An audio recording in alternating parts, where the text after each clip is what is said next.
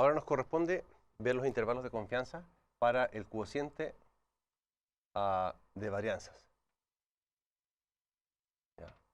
Este es el cociente de varianzas, pero varianzas de poblaciones normales, ¿ya? Así que consideremos, o sea, lo que queremos hacer en el fondo es un intervalo de confianza para sigma 1 cuadrado partido por sigma 2 cuadrado, donde el sigma 1 y sigma 2 son las varianzas, es decir, tenemos una muestra x1 hasta xn1 que proviene de una normal mu sub 1 sigma 1 cuadrado, y tenemos i sub 1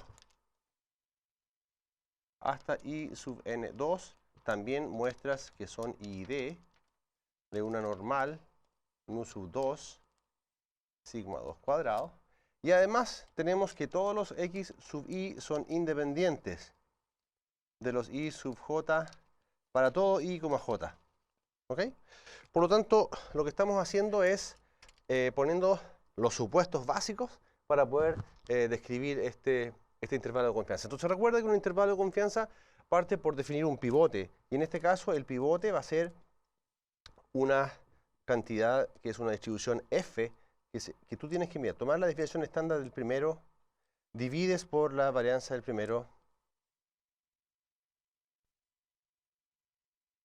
Esto tiene una distribución f con n1 menos 1 y n2 menos 1 grados de libertad. ¿Ya? La pregunta es esto un pivote para sigma 1 partido por sigma 2? Claro, porque su distribución no depende ni de sigma 1 ni de sigma 2. Entonces, ¿cuál es el fundamento de esto? El fundamento esencialmente para tener esa cantidad es que tú sabes que n1 menos 1 por s1 cuadrado partido por sigma 1 al cuadrado, esto tiene una distribución chi cuadrado con n1 menos 1 grados de libertad. Eso es para la muestra de los x.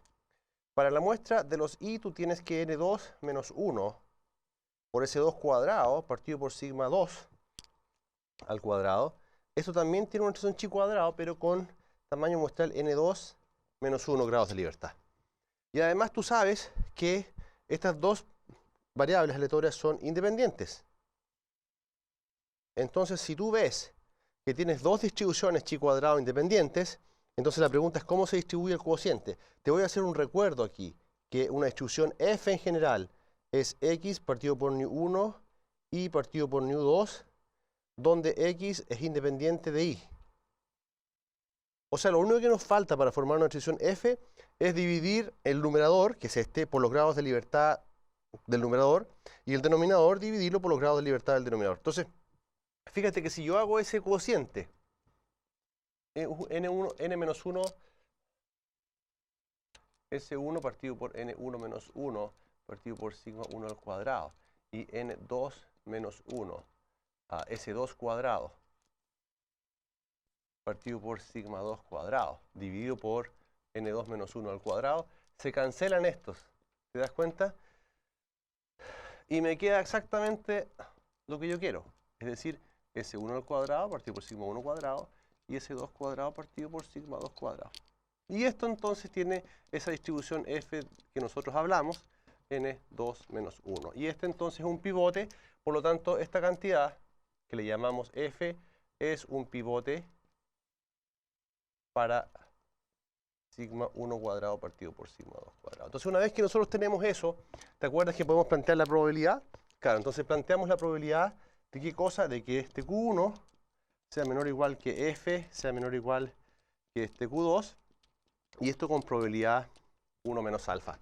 Entonces ahora lo que tienes que hacer es reemplazar, pero antes te das cuenta que estos números, estas constantes, que son los cuantiles, ya se pueden determinar. Por ejemplo, este q1 va a ser el valor de la f con 1 menos alfa medios, porque en la cola completa hay alfa medios, n1 menos 1, n2 menos 1, y q2 va a ser el f de alfa medios, n1 menos 1, n2 menos 1, porque esto, si tú te acuerdas, la distribución f es muy similar a una distribución chi cuadrado, entonces lo que nosotros hicimos fue poner q2 allí y q1 acá, de tal manera que aquí hay alfa medio de probabilidad, aquí es 1 menos alfa, que es lo que uno le pide al intervalo de confianza, y esto es 1, esto es alfa medios, aquí también en la cola.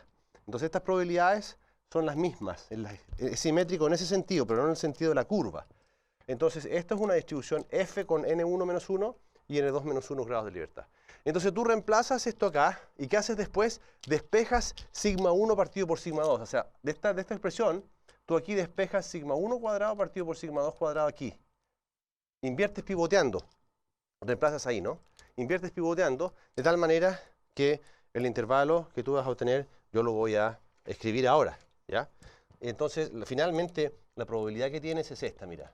Te va a quedar la probabilidad que S1 cuadrado partido por sigma, por S2 cuadrado, eso, partido por F de alfa medios, N1 menos 1, N2 menos 1, eso es menor o igual que sigma 1 cuadrado partido por sigma 2 cuadrado, y eso es menor o igual que S1 cuadrado partido por S2 cuadrado, partido por F de 1 menos alfa medios, N1 menos 1, N2 menos 1. Y esa probabilidad es 1 menos alfa. Por lo tanto, el intervalo de confianza entonces, para que estamos buscando para sigma 1 cuadrado partido por sigma 2 cuadrado, con probabilidad 1 menos alfa 100%, va a ser igual a este límite inferior y este límite superior, donde el límite inferior es S y el límite superior es este. Y ese es nuestro intervalo de confianza. ¿Qué necesitamos? Calcular las varianzas muestrales, para ponerlas acá. ¿Y qué más? Los cuantiles de la distribución f con n1 menos 1 y n2 menos 1 grados de libertad. Y la distribución f es muy sencilla en la tabla, solo que tienes una entrada más, 2 grados de libertad y la probabilidad. Y con eso entonces, que ya lo hemos discutido en un video anterior, tú puedes encontrar en la práctica un intervalo de confianza para saber si las varianzas son iguales. Ahora, una cosa importante es que el valor nominal de esto, si se lo voy a poner aquí, el valor nominal de esto es 1. ¿Te das cuenta? ¿Por qué? Porque el cociente igual a 1 significa que es la igualdad. Por lo tanto, si tú tienes aquí el intervalo de esa manera, vas a decir que sigma 1 es igual a sigma 2, con un 95% de confianza o con la confianza que tú tengas. Si está aquí, entonces vas a decir que sigma 1 es mayor que sigma 2 cuadrado. ¿Ya? Y si estás acá, entonces vas a decir que sigma 1 al cuadrado es menor que sigma 2 al cuadrado. Entonces, dependiendo de donde tú caigas, si el intervalo contiene el 1, entonces tú no tienes razones para dudar de la igualdad de las varianzas. Si el intervalo no contiene el 1, entonces vas a tener uno de estos dos casos. Una de las varianzas es mayor que la otra. Y eso puede significar algo en un problema. Por ejemplo, si tú estudias dos medicinas que hacen reducir el tiempo de efecto del medicamento y tienes una variabilidad más pequeña que el grupo de control, ese es un avance. Entonces, depende del proceso que tú estés analizando, es el resultado que vas a poder concluir. Ok, vamos a continuar con un ejemplo. Ustedes han visto que cuando hay pruebas de tipo test, donde hay que corregir con alternativas, se usan una lectora para no tener una persona que lea eso, ya que es muy time consuming, ¿cierto? Mucho tiempo puede invertir en eso. Entonces, este problema trata acerca de eso, de comparar dos máquinas que leen este tipo de preguntas. En una facultad se compran entonces dos lectoras para corregir pruebas. Y las marcas, o sea, el tipo de lectoras son de diferente marca, pero cada fabricante afirma que la suya es mejor que la otra. Entonces, si se tiene la siguiente información respecto al número de preguntas no leídas correctamente, o sea, el número de preguntas leídas erróneamente. Para una muestra, para la lectora 1, una muestra de 49, la desviación estándar del número de respuestas incorrectas es 0.25, y para la lectora 2, en una muestra de 61, la varianza de la cantidad de errores, digamos, es 0.16. Entonces, para comparar la calidad de las lectoras, se compara la varianza. Es decir, tú quieres comparar las varianzas poblacionales de la cantidad de errores cometidos. Entonces, asumiendo que las poblaciones son normales, nos piden determinar si hay alguna lectora mejor que la otra. Y tenemos que usar un error del 5%, es decir, usamos una confianza, ¿cierto? 1 menos alfa, que es la confianza, que es 95%. Perfecto. Entonces, dado que está dada eso, y nuestro objetivo, ¿cierto? ¿El objetivo cuál es en este ejercicio? Bueno, el objetivo es construir un intervalo de confianza para sigma 1 cuadrado partido por sigma 2 cuadrado, porque la idea en estas dos poblaciones es comparar. Entonces siempre escribimos los supuestos.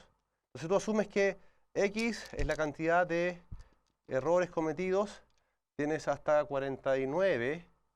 Todos estos son variables i y d provenientes de una media 1 y una varianza sigma 1 al cuadrado. Tienes las variables i y 1 hasta i 61, también son variables i y d normales, mi sub 2 sigma 2 cuadrado. Y además tienes que todos los x sub i son independientes de los i sub j.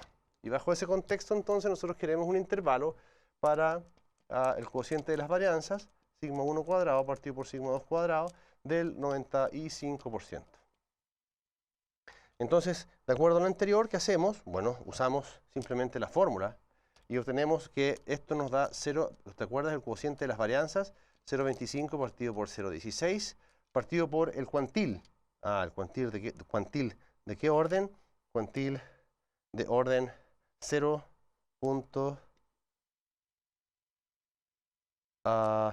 Déjame ver, este es el cuantil, necesito la